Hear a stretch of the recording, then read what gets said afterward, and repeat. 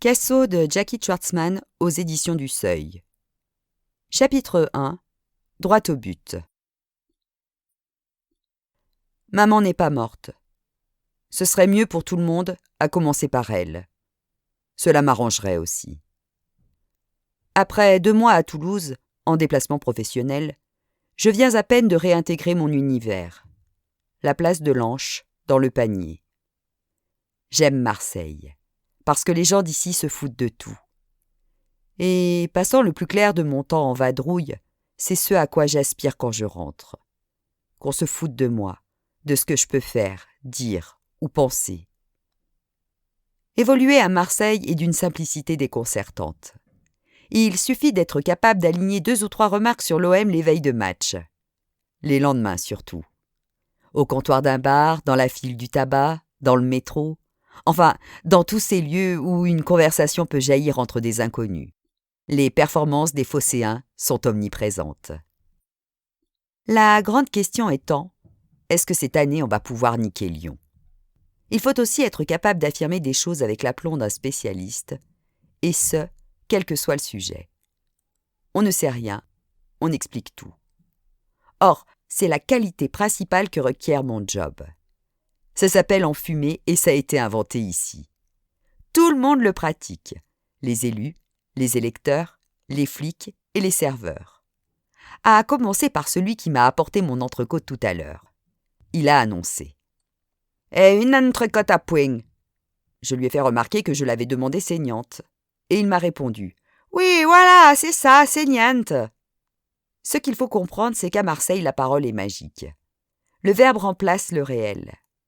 Les entrecôtes changent de cuisson, les cafés deviennent des décas, et l'arbitrage est systématiquement contre nous. Il m'a fallu beaucoup de temps pour assimiler cette façon d'appréhender le monde. En revanche, le jour où j'ai compris ça, je suis devenu Marseillais. Maman n'est donc pas morte, et le type qui me l'annonce au téléphone est un gériatre qui s'appelle Paul Jeune. Moi, gros blanc. Je bloque autant sur son nom que sur ce qu'il vient de m'apprendre. Maman a été retrouvée en robe de chambre, à 2h du matin, Grande Rue, à Besançon. Des jeunes bourrés qui sortaient d'un bar lui ont demandé si elle avait besoin d'aide. Elle les a traités de fils de pute. « Monsieur Toudic » s'inquiète le gériatre. « Vous êtes toujours là ?»« Oui, pardon, c'est juste que... je ne suis pas sûr de comprendre. »« Votre mère a la maladie d'Alzheimer. Je suis désolée de vous annoncer cela par téléphone. » Et... Il faut faire quoi ? Pas grand-chose, vous savez. Il n'y a pas de traitement. Cela dit, je pense que le mieux pour elle serait d'être placée en maison. En maison ? En EHPAD. Le stade est déjà assez avancé, monsieur Toudic. Votre mère n'est déjà plus autonome, selon moi, et son état ne peut qu'empirer. J'ai cru comprendre que vous n'habitiez pas Besançon. J'ignore si Paul Jeune a des actions dans l'EHPAD de la rue de Belfort. Toujours est-il qu'une place s'est libérée. C'est un coup de chance. Et si je veux, il la réserve tout de suite. Il me fait l'effet d'un type qui voudrait pistonner maman pour la mort. Ça veut dire ça, une place qui s'est libérée. Comme dans un roman de Philippe Cadic, un gériatre qui tafferait pour une force supérieure et organiserait la logistique des décès. Une sorte de premier assistant. J'hésite un peu, avant qu'il ne me dresse le tableau des mois à venir. Votre mère a encore des moments de lucidité, mais qui vont être de moins en moins fréquents, jusqu'à disparaître totalement. C'est dur à entendre, monsieur Toudic. Mais d'ici quelques semaines, quelques mois au mieux, elle ne saura plus qui elle est. Elle aura besoin d'une structure autour d'elle, surtout si vous n'êtes pas là. Je comprends. Et ça, c'est combien par mois un EHPAD ? J'attaque mon entrecôte bien cuite et bien froide, et me demande comment je vais faire pour les 3 000 € mensuels que coûtera le placement de maman. L'argent de côté, j'en ai. Mais il est de côté, justement. Cela fait 25 ans maintenant que je vis chichement et que je passe entre les gouttes des diverses administrations. 25 ans que j'envoie au Luxembourg tout ce que je gagne. Et quand je dis envoyer, c'est bien envoyer, physiquement. Car dans ma partie, il n'y a pas de chèque, pas de salaire, et pas plus de TVA qu'il n'y a de virement bancaire. Financièrement, je n'existe pas en France. Je suis un fantôme. Je ne touche que de l'argent en cash que j'envoie dans de bêtes enveloppes, par coursier, dans la capitale du Grand-Duché. C'est si simple de dissimuler des capitaux au Luxembourg. Je paie une société fiduciaire qui réceptionne mes plis et injecte l'argent liquide dans le système bancaire international. Ainsi, à l'instar de tout bon salopard en col blanc qui se respecte, je suis à la tête de quelques sociétés écrans, grâce auxquelles mon argent ne m'appartient pas. J'ai tout prévu, planifié, depuis des années. Une retraite dorée dans les îles Marquises. Le voilà, mon seul et unique objectif, mon projet ultime. Idéalement, j'aimerais disposer de 500 000 €, un demi-million. Il y a des sommes qui font rêver, des sommes qui claquent. Et moi, c'est ça, un demi-million. Je n'y suis pas encore, mais ça se rapproche. Pour tout dire, grâce à ma prestation à Toulouse, je viens juste de dépasser les 400 000 €. 25 années de travail, de solitude aussi. Et maman qui, d'une certaine façon, vient tout foutre en l'air. 3 000 € par mois. C'est 36 000 par an, à peu près le double de ce que je mets de côté sur une même période. Je peux donc raisonnablement faire une putain de croix sur les marquises. Mais je serais quoi si j'abandonnais maman à son sort? Si je la laissais devenir un légume mi-cuit, qui bave et se fait dessus, seule, chez elle? C'est évidemment impensable. J'appelle le serveur et lui fais signe de débarrasser mon assiette, dans laquelle les frites molles se sont noyées dans la sauce poivre. Je commande un café et un amaretto. Je pense que maman n'a jamais eu l'occasion d'être fière de moi, et alors que je m'apprête enfin à me comporter en bon fils, elle ne le saura même pas. Mais encore une fois, je n'ai pas le choix. Papa est mort et je n'ai ni frère ni sœur. Ce qui m'ennuie le plus finalement, c'est de devoir remonter à Besançon. Cette ville que j'ai fuie il y a presque 25 ans parce que j'y ai tout fait. J'y suis déjà retournée de nombreuses fois pour de courts séjours. La différence est que là, ça va durer. Forcément. Et il va falloir que je mette le nez dans les comptes de maman, que je ponctionne au moins sa retraite. En aurais-je le droit? Et c'est combien une retraite de prof? Aucune idée. Sûrement pas 3 000. Il y a aussi l'appartement, un T3 dans l'immeuble Le Président. Ça va chercher dans les combien, ça? Une belle somme, certes, mais maman vivante, je ne pourrais pas le vendre. J'en arrive à la triste conclusion que si maman traîne trop, je suis dans la merde. Alors oui, je me déteste de penser ça. Cela dit, il y a tout de même un comptable miniature qui est en train de s'énerver et de tout péter dans mon crâne. Chapitre 2. N'oubliez pas les paroles. La gare Viotte qui surplombe la ville offre une vue parfaite sur Besançon. Vous la dominez. Et je dois dire que, oui, j'étais un peu excitée tout à l'heure en débarquant. L'immeuble de maman, le Président, est à 10 minutes à pied en contrebas. C'est l'immeuble le plus cossu, le plus bourgeois, et celui au prix du mètre carré le plus élevé de Besançon. Sa forme en arc de cercle, sa piscine réservée aux seuls résidents, ses parties communes en marbre et sa vue imprenable sur le Doubs et la citadelle font de ses habitants de véritables privilégiés. Si papa et maman ont pu se payer cet appartement, c'est parce que j'étais fils unique, et qu'ils ne dépensaient jamais d'argent dans autre chose que des livres. Je ne leur ai connu qu'une seule voiture, la Tonus, et je ne crois pas avoir vu la mer plus de 2 ou 3 fois avant mes 20 ans. Papa était professeur lui aussi, de philosophie, comme maman d'ailleurs. Je ne conseille à aucun adolescent d'avoir ses 2 parents profs de philo, c'est trop la honte. Super immeuble donc. Notre appartement, en revanche, est dans un sale état.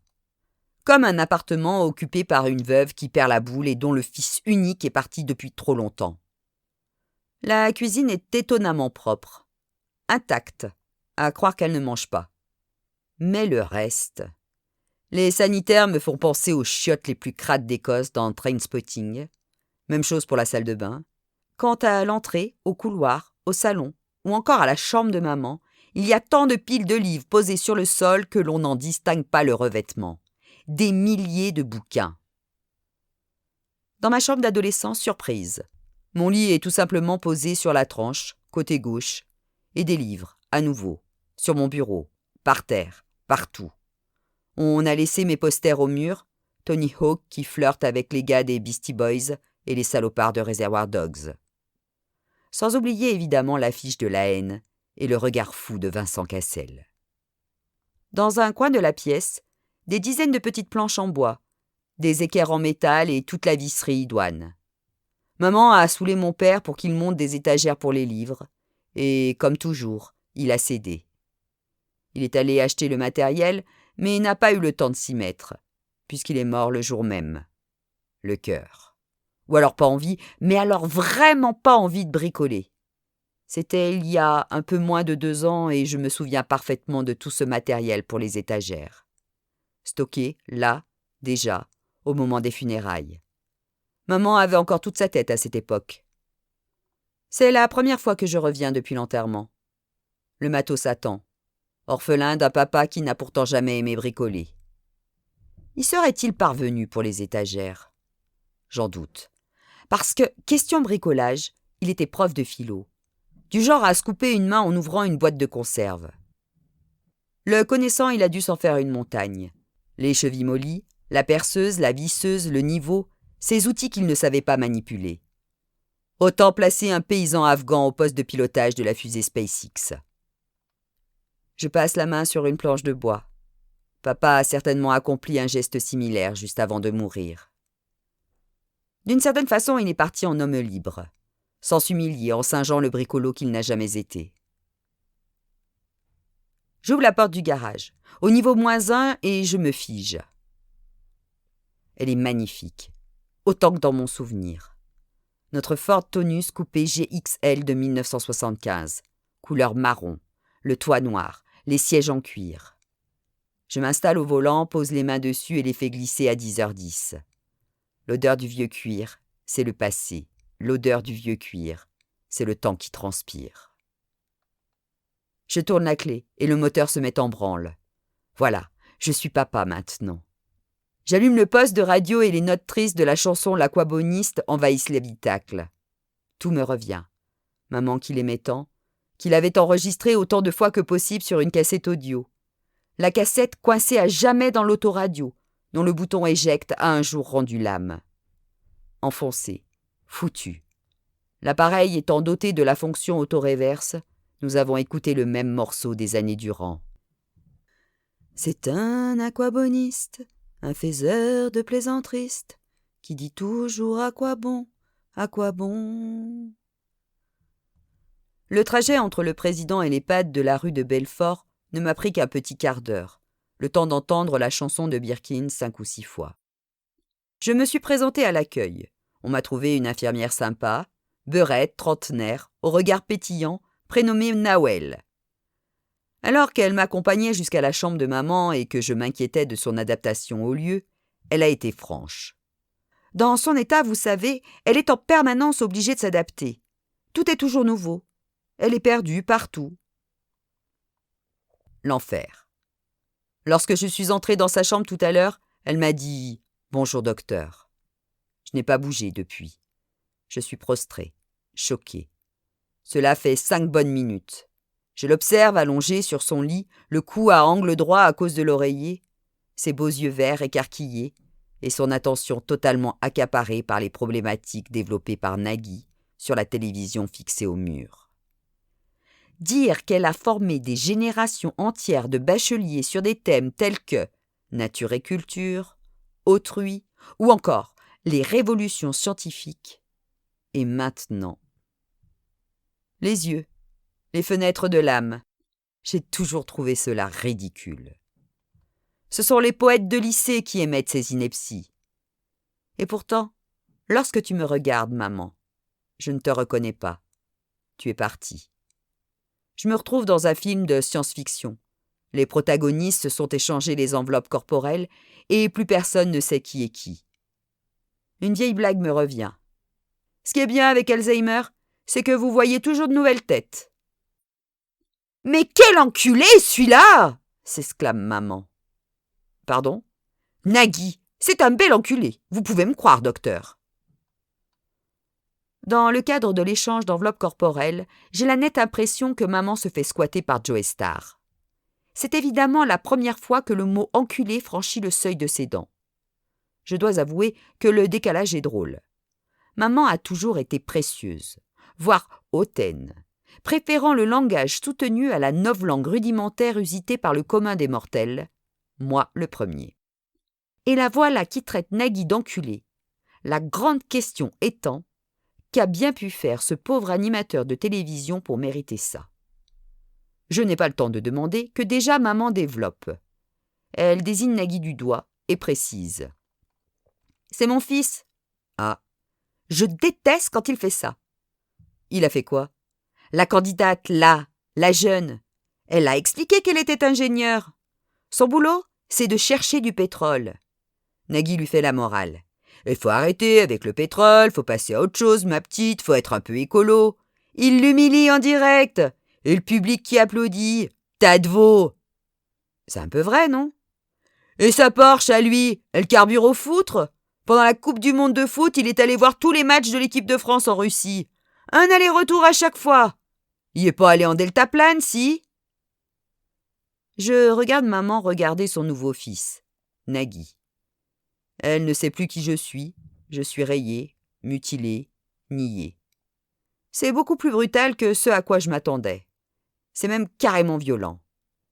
Maman semble avoir changé de logiciel et m'être d'autant plus étrangère. Je le constate alors que Nawel frappe à la porte et entre avec un plateau repas et un grand sourire aux lèvres. Maman. « Dites donc, mon petit, vous trouvez ça malin de sucer des bites pendant le service ?»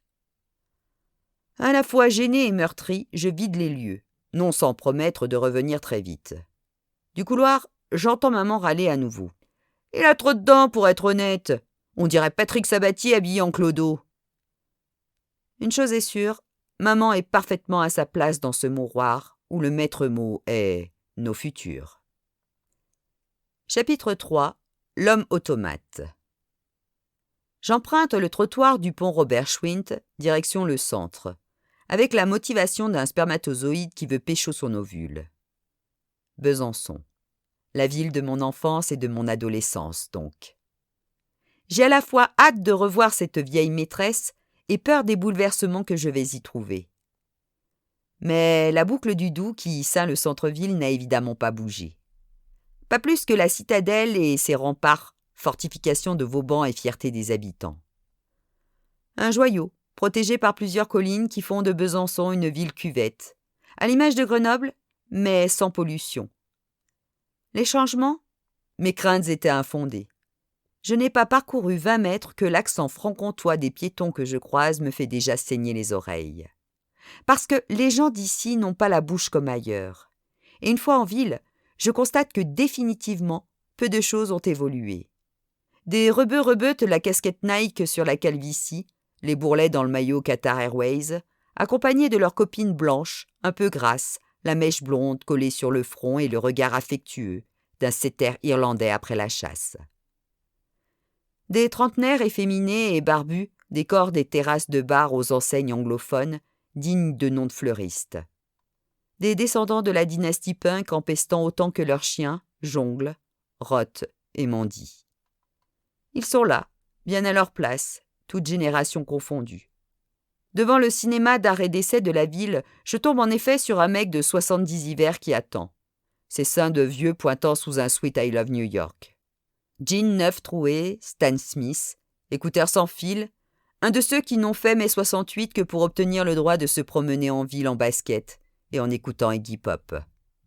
Il suçote une vapoteuse issue du caramel, heureux d'avoir voté Emmanuel Macron et fait barrage au 4e Reich au péril de sa vie, mais énervé par la hausse de la CSG. Dans sa main, le dernier roman de Virginie Despentes, dont les personnages sont des rebeux et leurs copines des hipsters, des néo-punks et des 68ards. À l'affiche, un film égyptien en arabe sous-titré dénonçant le fascisme et mettant en vedette une jeunesse aux aspirations démocratiques. Un peu plus loin, l'affiche déroulante d'un panneau publicitaire annonce la tenue du salon de l'érotisme, à Micropolis, avec Marco Lapoutre en guest star. Marco Lapoutre, le meilleur acteur porno français, surnommé le pilon de Picardie, ou encore, je l'ai vu sur Internet, 600 grammes de bonheur. Notre Rocco Siffredi. À bien y réfléchir, c'est la seule nouveauté. Nous avons notre salon de l'érotisme. Sinon, Besançon est restée la jolie ville endormie de mon enfance et de mon adolescence, que l'on craint de ne pas reconnaître et qu'au contraire, on reconnaît trop. Il ne m'a fallu qu'un quart d'heure pour me souvenir de pourquoi je suis partie. Je n'en pouvais plus de connaître tout le monde et d'étouffer dans cette partouze répétitive et consanguine. 25 ans plus tard, donc, tout le monde est à son poste. Les bisontins me font l'effet de figurants qui décorent et remplissent les rues. Le fou devant la brioche dorée qui tend la main droite juste sous son menton, l'avant-bras collé au torse, allure de Didier Super et qui répète « Hé, t'as pas 10 balles ?» Présent. Les vieilles jumelles qui se coiffent et s'habillent de façon parfaitement identique, passent leur vie dans les transports en commun et s'engueulent en permanence. Présente. Tout ça, cette troupe de mauvais intermittents, ce folklore, archi-présent. Et l'homme automate, roi des gueux, devant l'église Saint-Pierre de la place du 8 septembre. Présent lui aussi. Il ne pourrait pas être ailleurs. C'est la plus grande place de la ville avec ses 2500 mètres carrés. C'est surtout le nœud, le cœur du centre historique, là où tout le monde passe. De place to be. L'homme automate effectue parfaitement son job. Statue de la liberté. Il porte une robe informe, une couronne, tient une lampe torche et est entièrement recouvert de peinture grise. Le tissu, la peau, le visage, les cheveux. Un homme dont le métier consiste à imiter un objet. Très bien. Je constate que sa gamelle est bien remplie et que des pièces d'1 et de 2 euros ont la part belle. Comme quoi, l'immobilisme. Je m'installe sur un banc et l'observe. Il se tient debout sur une estrade en bois, le regard fixe et immuable.